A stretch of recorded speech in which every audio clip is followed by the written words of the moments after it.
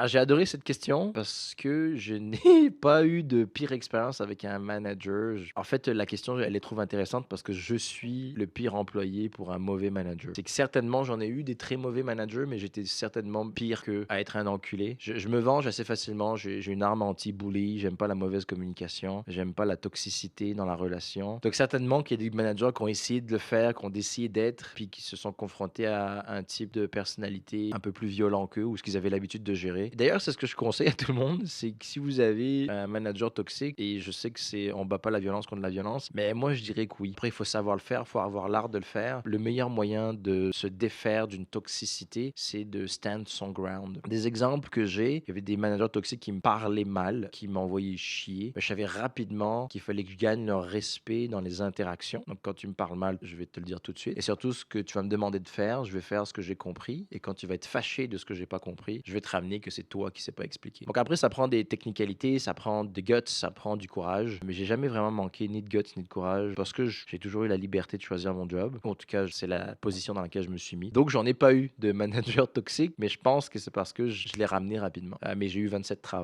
jobs dans ma vie, donc j'en ai sûrement eu.